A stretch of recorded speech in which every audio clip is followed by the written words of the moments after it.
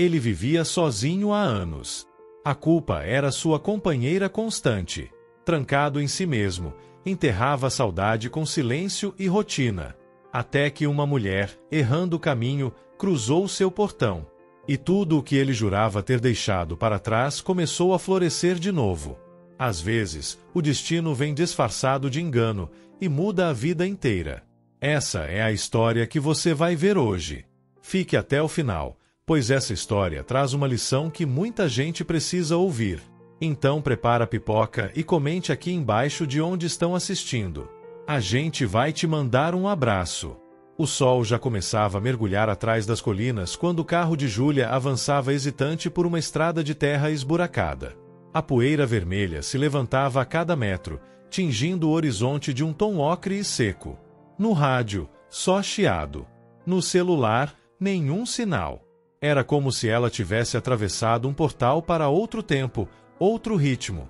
Sozinha, com os cabelos bagunçados pelo vento e o mapa amassado no banco do passageiro, ela resmungava: mas que droga de estrada é essa? A vegetação ao redor parecia cada vez mais alta, mais fechada, como se a natureza tentasse engolir de volta aquela trilha esquecida. Os olhos de Júlia percorriam as placas tortas tentando encontrar um nome, uma pista, qualquer coisa. A tensão no maxilar denunciava que o cansaço da viagem já virava irritação.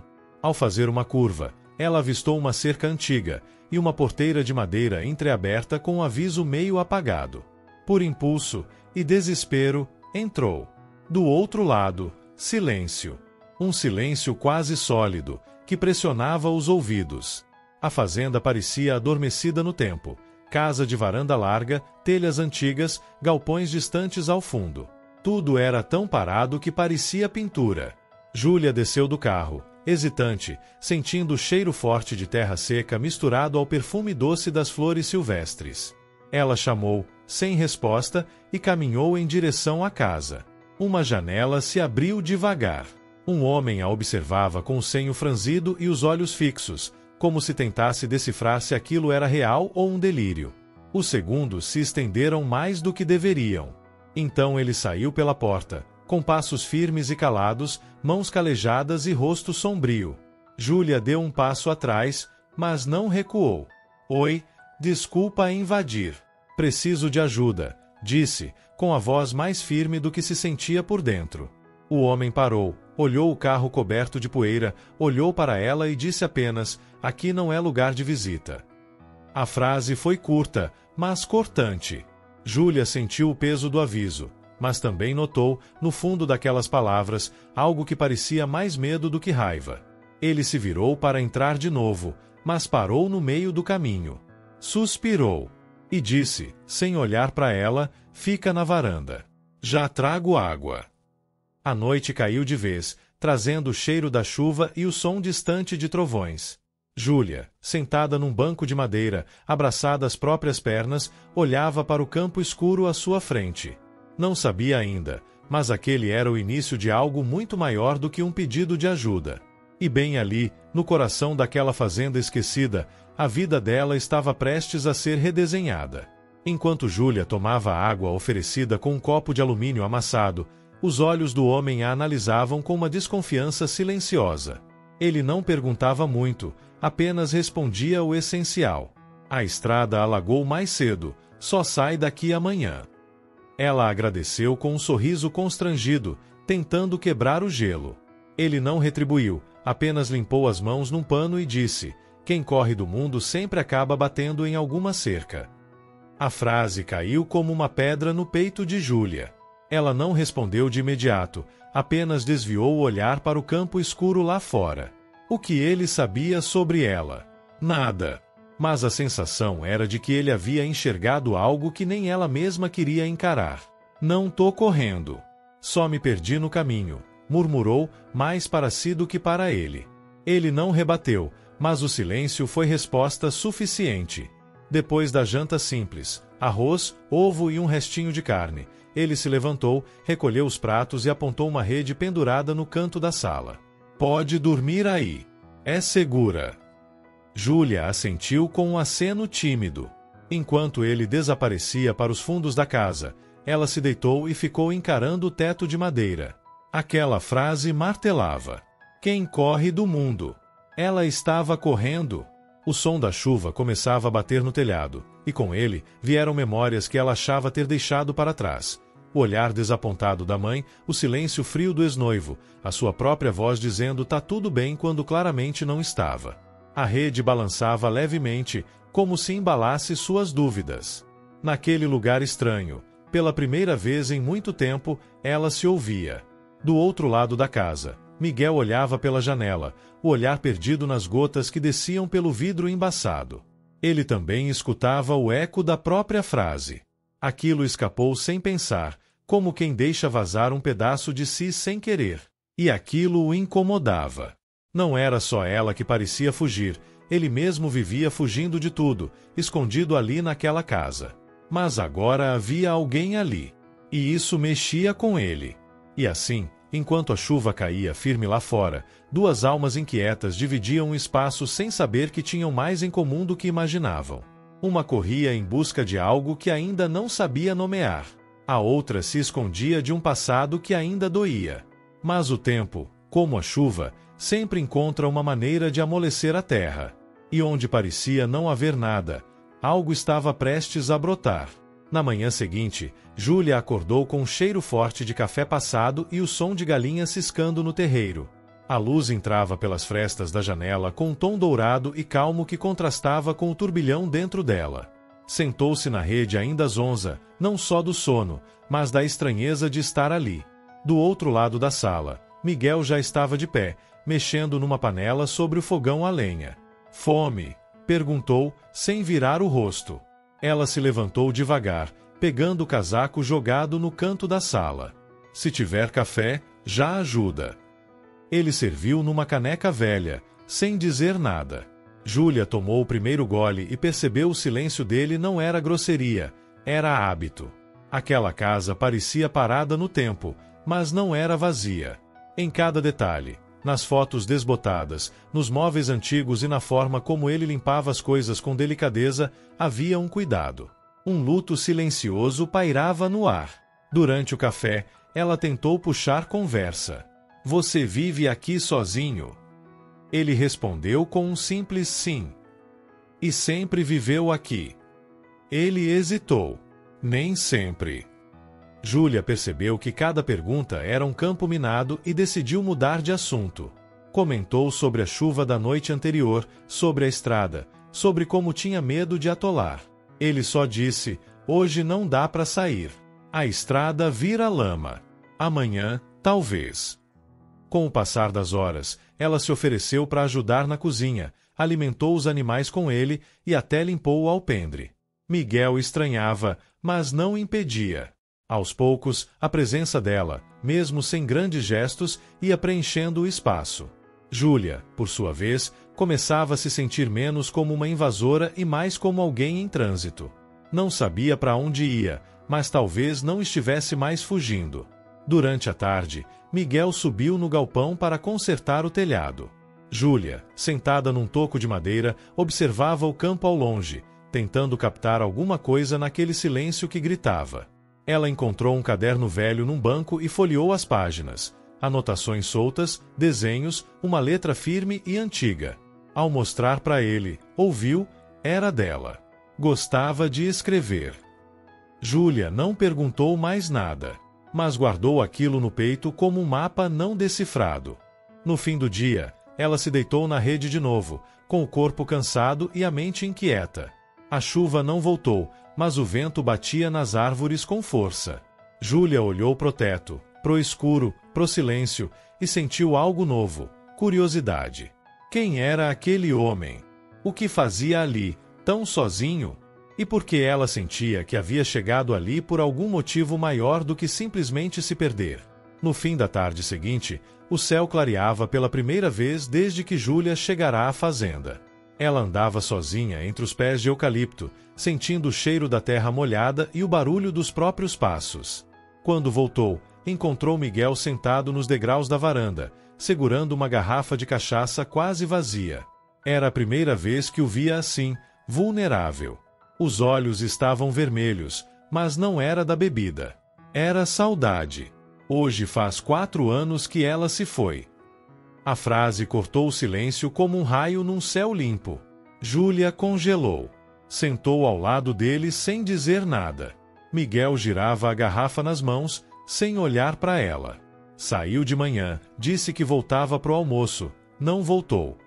Era estranho vê-lo falar daquele jeito. Como se, por um instante, as portas de ferro do coração tivessem se aberto só um pouquinho. E Júlia ouviu.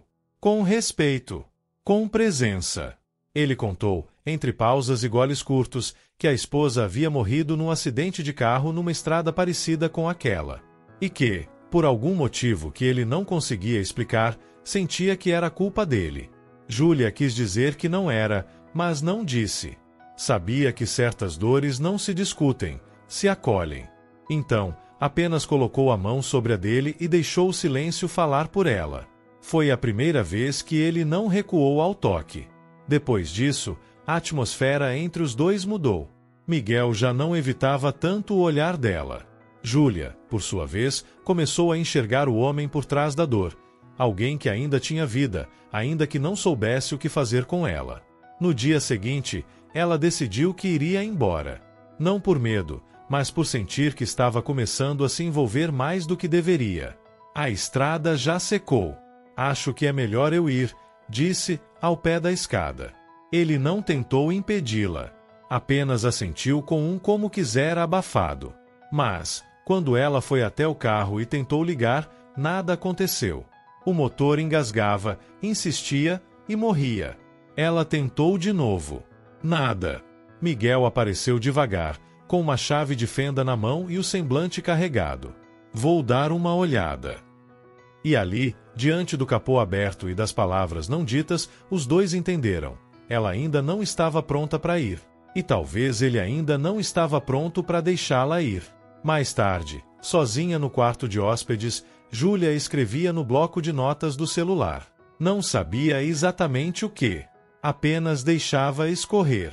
O catalisador havia acontecido, não quando o carro falhou, mas quando um homem quebrado confiou nela o bastante para contar sua dor.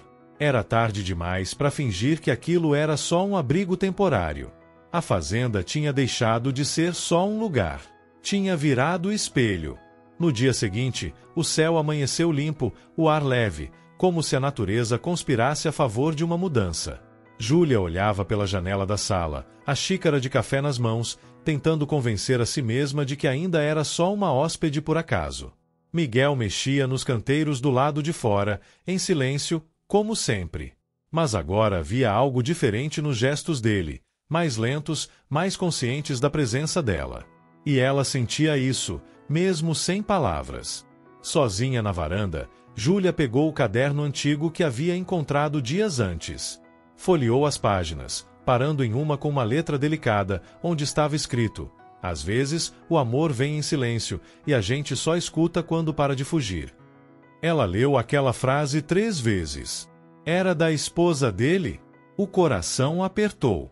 Parte dela queria ficar, conhecer mais, talvez cuidar das feridas dele.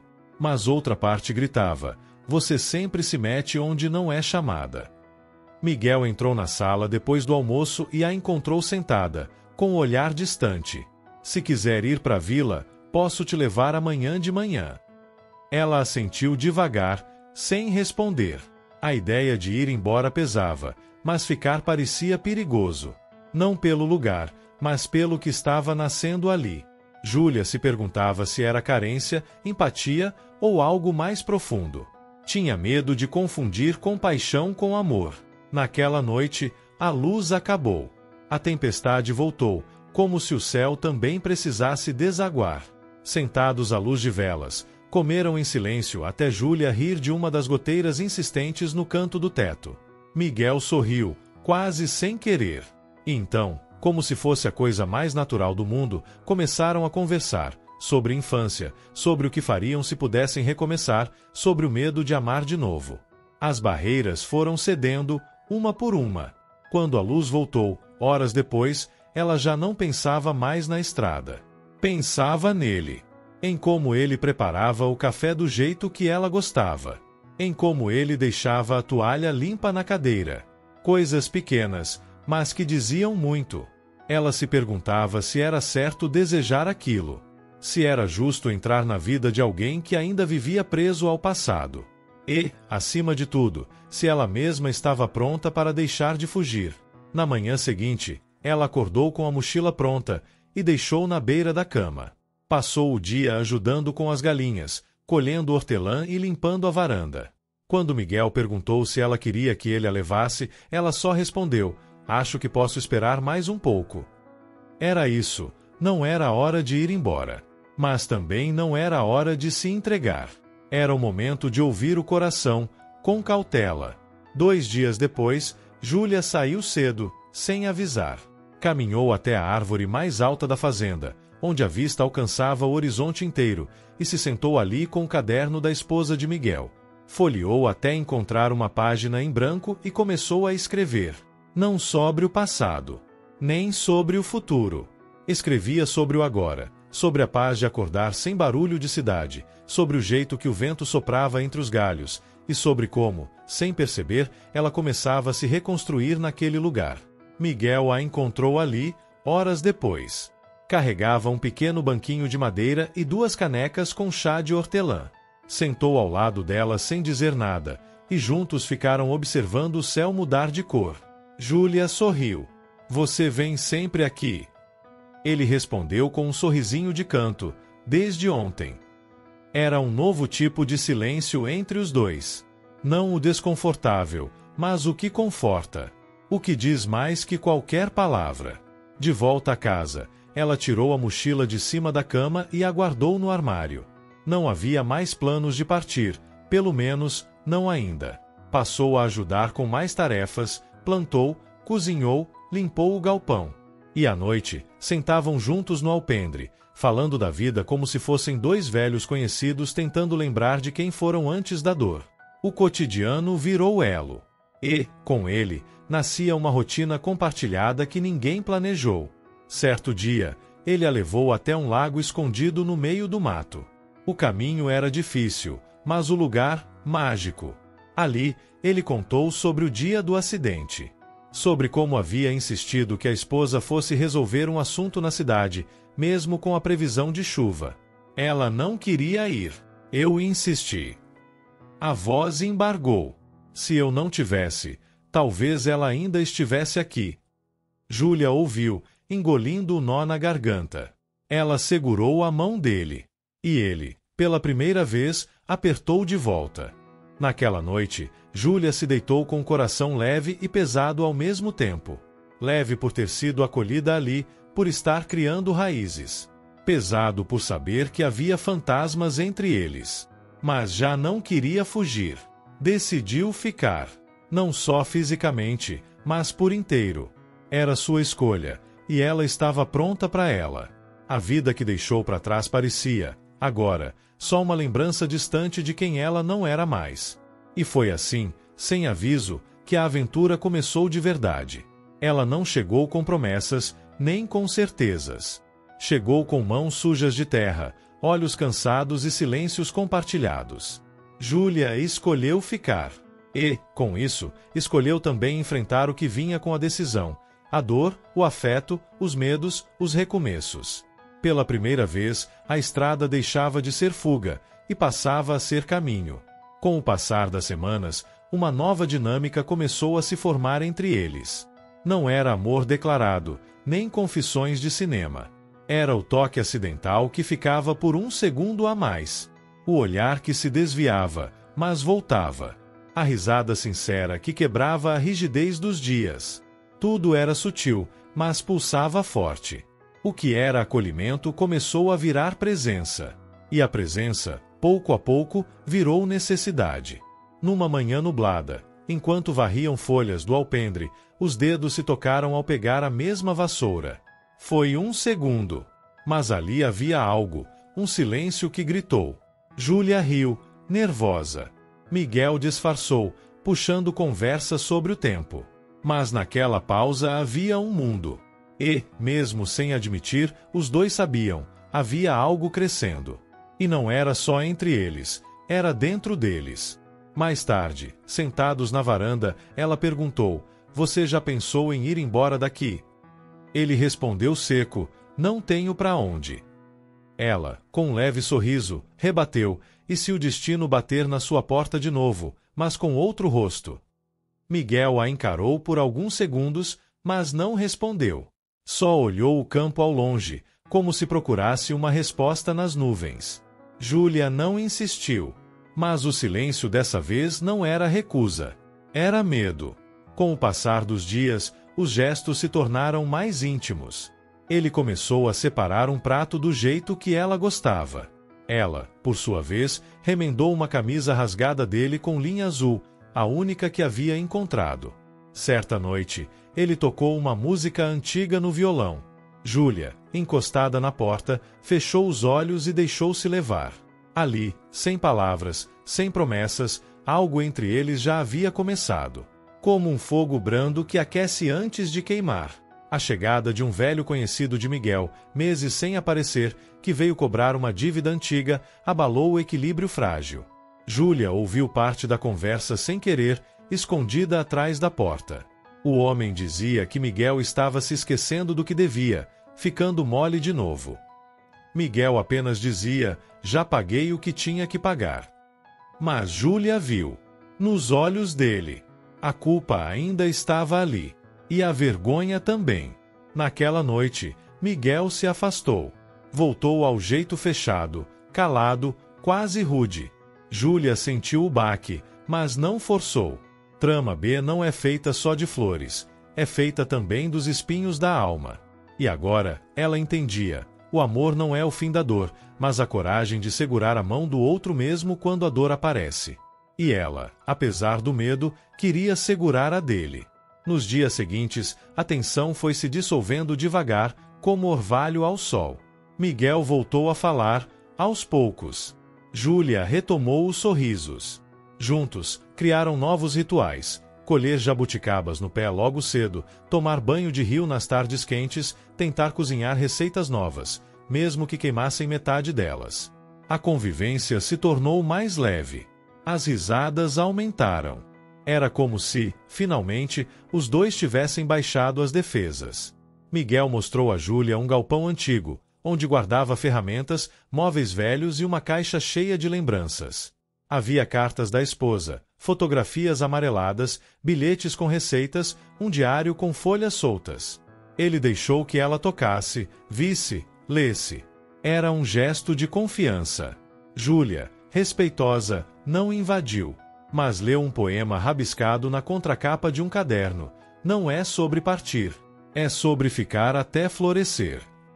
Num sábado, foram à feira da vila. Júlia, cheia de energia, comprou frutas, conversou com feirantes, riu alto. Miguel, mais contido, a acompanhava com um certo encanto nos olhos.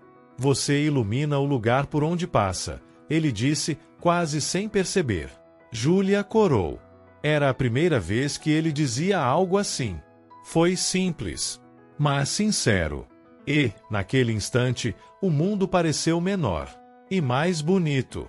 De volta à fazenda, Miguel construiu uma pequena horta só para ela. Já que vai ficar mais um tempo, pode plantar suas coisas. Júlia sorriu largo. Plantou manjericão, tomilho, alecrim. E disse: se eu for embora um dia, você vai lembrar de mim toda vez que sentir esse cheiro. Miguel não respondeu, mas plantou ao lado dela. E aquilo foi mais elo do que qualquer promessa dita em voz alta. As noites passaram a ser embaladas por conversas sob o céu estrelado, os dois deitados lado a lado na grama, falando sobre sonhos, medos e o que fariam se tudo fosse possível. Júlia falou em ter um café no campo. Miguel, em consertar o telhado da escola da vila. Coisas simples. Coisas grandes. E, aos poucos, a ideia de um futuro deixou de parecer absurda. Começou a parecer possível. Foi nesse período que Miguel começou a se permitir sorrir de verdade, a carregar menos peso nos ombros. Júlia, por sua vez, começou a se sentir inteira, não por ele, mas com ele. E nesse novo mundo que criaram entre cercas de madeira e cheiro de terra molhada, os dois se redescobriram. Mas toda calmaria carrega o risco da tempestade. E eles ainda não sabiam que ela já se formava no horizonte. Certo dia, Júlia recebeu uma ligação inesperada. O celular, a semana silencioso, encontrou sinal enquanto ela estava na vila comprando mantimentos. Do outro lado da linha, sua mãe, aflita. Você desapareceu, Júlia. Largou tudo, e agora tá aí vivendo o quê? Um conto de fadas. Júlia não respondeu de imediato. A voz da mãe, tão familiar, soava agora distante. E cruel. Tô bem, mãe. Pela primeira vez, tô bem de verdade. Mas o incômodo ficou.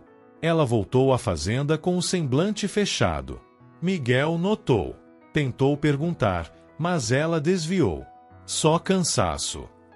À noite, sentou sozinha na varanda, revendo mentalmente tudo que deixará para trás. O emprego estável, o apartamento alugado, os amigos da cidade que não mandaram uma mensagem sequer. Seria mesmo possível construir uma nova vida do zero? Ou ela estava apenas vivendo uma fuga disfarçada de recomeço? Miguel, que não era de insistir, dessa vez insistiu. Perguntou se ela queria ir embora, se precisava de algo. Júlia negou com a cabeça, mas os olhos dela estavam úmidos. Ele se aproximou devagar, sentou ao lado e segurou sua mão. Você não precisa decidir agora. Mas se for ficar, fique de verdade. Era a primeira vez que ele abria espaço para a possibilidade real de tê-la ali, não como hóspede, mas como parte do lugar. E aquilo assustava. Nos dias seguintes, ela voltou a sorrir, mas com mais cautela. Começou a escrever no caderno da esposa de Miguel, agora com páginas novas. Não para apagar o passado, mas para continuar a história. Escrevia sobre a fazenda, sobre o campo, sobre o amor que nascia entre a dor e o silêncio. Miguel lia às escondidas e sorria em silêncio. Até que um dia, ao fim de um texto, ele leu: talvez eu tenha vindo parar aqui porque era exatamente aqui que eu precisava estar. Foi naquele mesmo fim de tarde que Miguel levou Júlia até uma árvore plantada por sua esposa no ano em que se casaram.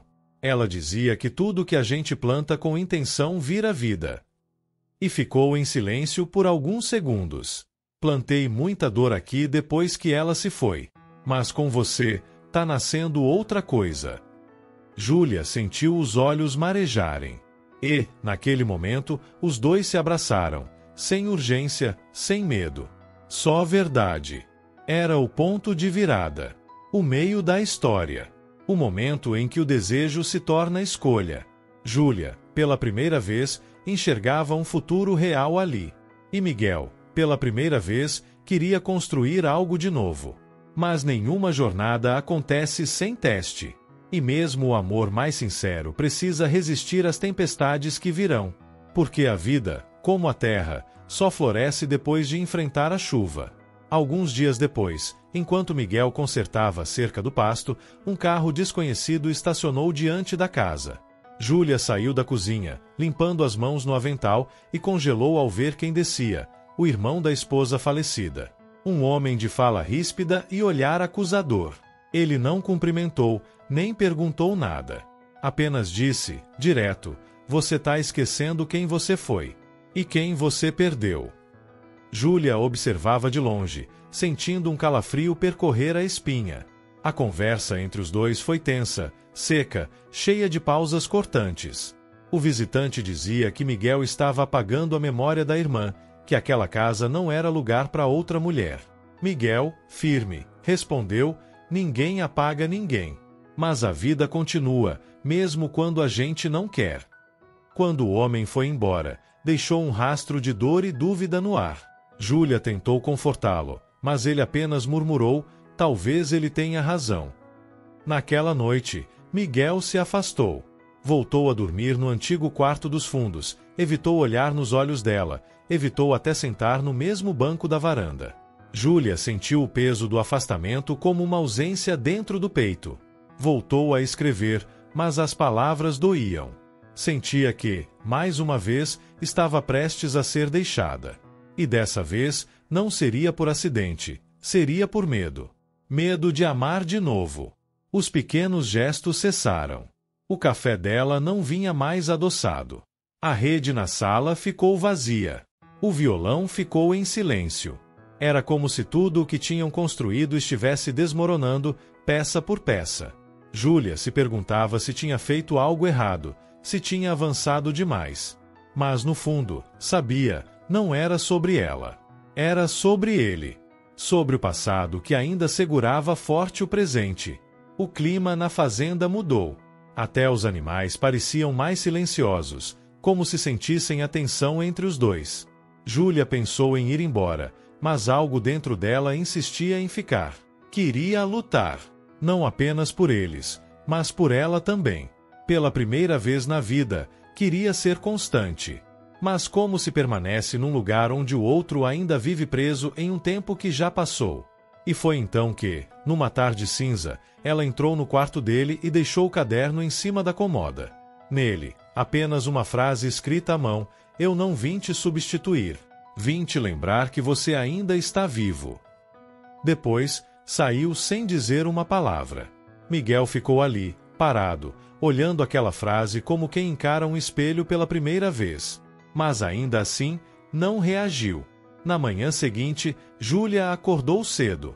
Arrumou suas coisas em silêncio, dobrou cuidadosamente as roupas, fechou a mochila e deixou o quarto como encontrou. Passou pela varanda com o coração apertado e os olhos marejados, mas firme. Não havia mais nada que pudesse fazer ali. Miguel continuava fechado, preso a dores que ela não podia curar. Às vezes, amar também é saber a hora de ir. Ela deixou um bilhete simples na mesa da cozinha. "Obrigada por me mostrar que o silêncio pode ser abrigo. Mas agora eu preciso seguir." Miguel acordou com o barulho do motor ao longe. Saiu até a varanda, viu a estrada ainda úmida, a poeira subindo devagar. E então, o vazio. Pela primeira vez em muito tempo, a casa parecia novamente sem vida. E o silêncio, que antes era consolo, agora machucava. Miguel passou o dia andando pela fazenda como se não soubesse mais onde colocar os pés. Tudo parecia fora do lugar. O cheiro da comida que ela fazia, o som da voz dela que já não ecoava. Tentou tocar o violão, mas as cordas pareciam desafinadas como seu próprio coração. O quarto dela ainda carregava o perfume, as coisas organizadas, o travesseiro com a marca da cabeça. E o caderno, vazio de novas palavras. Durante a noite, a chuva voltou. Uma tempestade forte, como aquelas que anunciam recomeços ou tragédias. Miguel sentou-se no alpendre, molhado, sem se importar. Encharcado, olhava para o campo e perguntava, em silêncio, por que era tão difícil se permitir.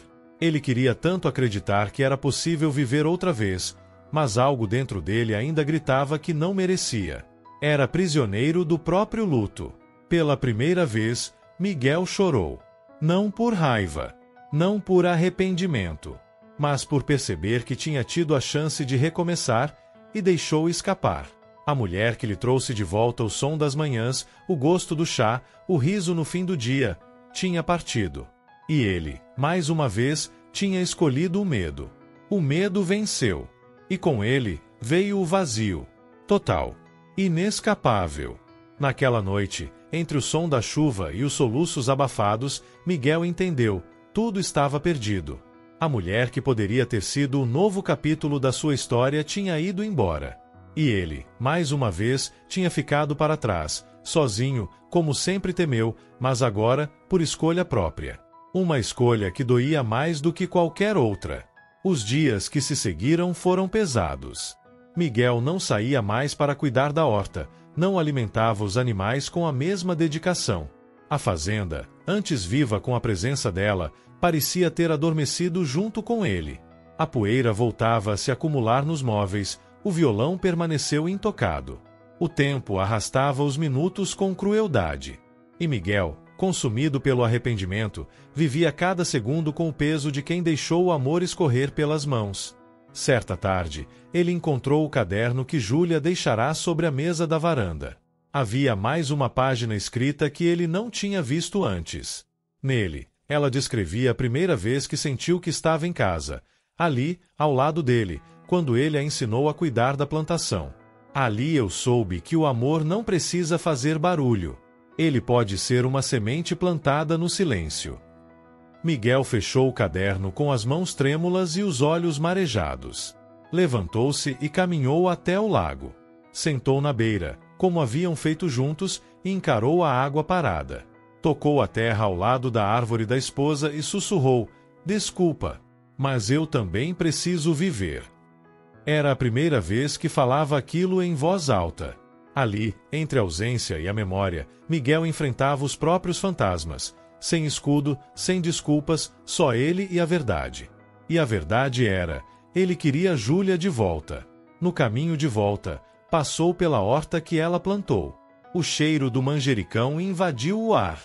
A lembrança dela, de mãos sujas de terra e sorriso largo, cortou fundo. Miguel caiu de joelhos e chorou, não só pela ausência dela, mas pela vida que ele sempre negou a si mesmo.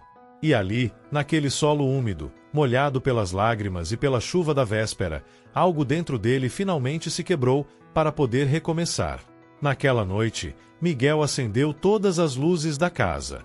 Limpou a cozinha, trocou os lençóis do quarto dela, organizou os livros e até pendurou uma foto dos dois que ela havia tirado com uma câmera descartável.